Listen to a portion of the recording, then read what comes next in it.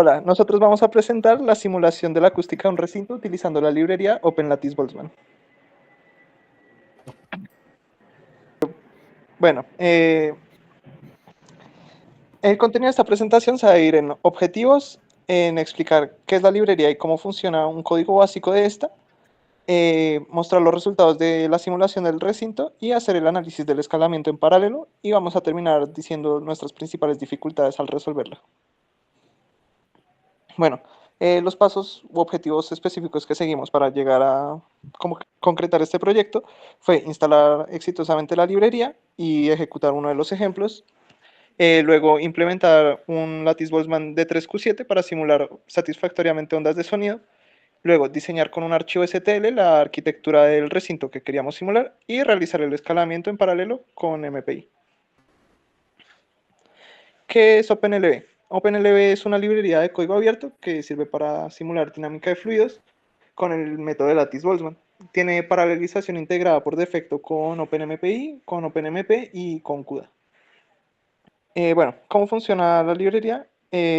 Consiste en que se divide todo el dominio de simulación en celdas y a cada celda se le asigna un material y a cada material se le asigna una dinámica de colisión, como por ejemplo en las fronteras que haya rebotes o fluido en general.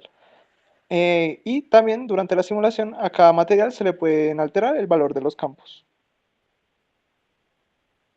Entonces, ¿cómo funciona un programa de OpenLB? Primero, se tiene que definir varias variables globales, como el descriptor, las dinámicas que se van a usar para la simulación, el tamaño de la simulación, el tiempo y su resolución espacial y temporal. Después se definen varias funciones típicas de un programa de OpenLB, como Prepare Geometry, donde se establece el dominio de la simulación y los objetos que hay dentro de ella.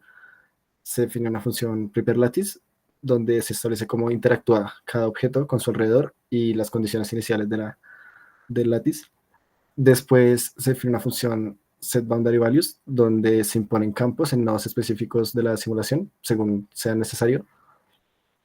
Después se define una función Get Results, donde se guardan los resultados de la simulación en determinados pasos de tiempo y se muestran después también los tiempos de ejecución.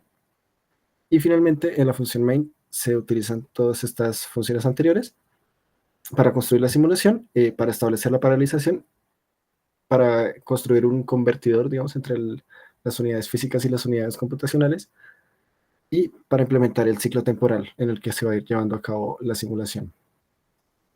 Entonces, aquí a la izquierda se observa el recinto donde se realizó nuestra simulación, que se diseñó con un archivo STL, y a la derecha se observa la simulación utilizando en el centro una celda que emite ondas sinusoidales como si fueran sonido.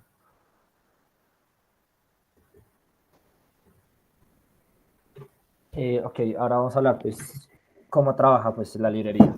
Básicamente, la librería, sin utilizar paralización MPI, separa nuestra arquitectura en cuboides.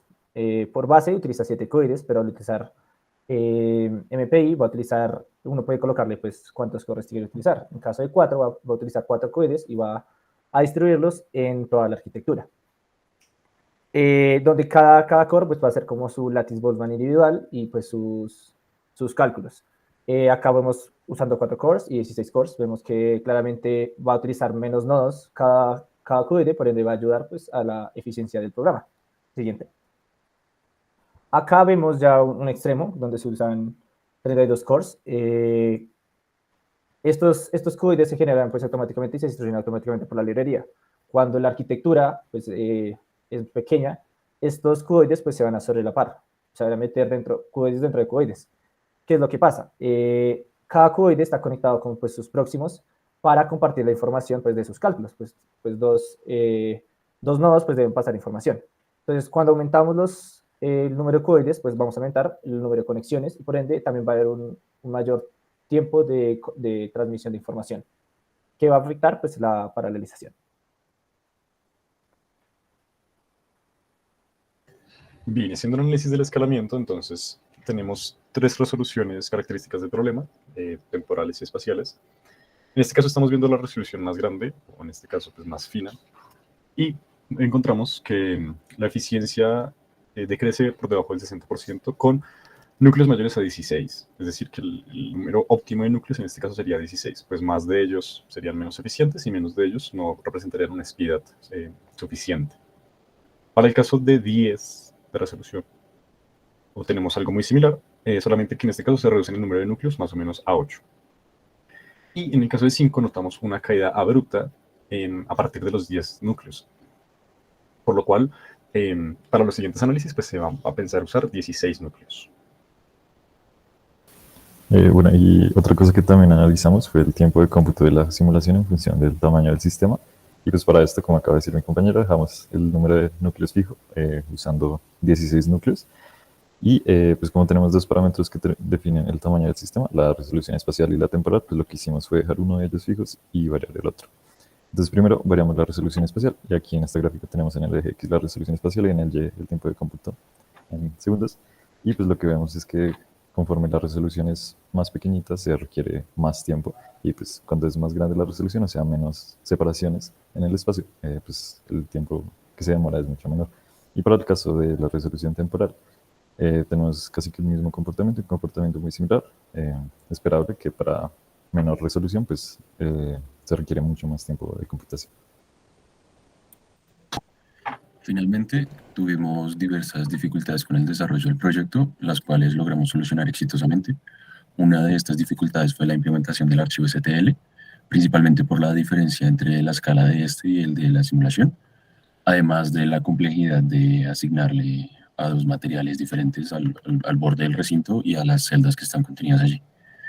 Otra de las dificultades que presentamos es que se tuvieron que variar los parámetros de esta simulación con mucho cuidado, porque si aumentábamos mucho la amplitud o la frecuencia del sonido, esta dejaba de ser estable.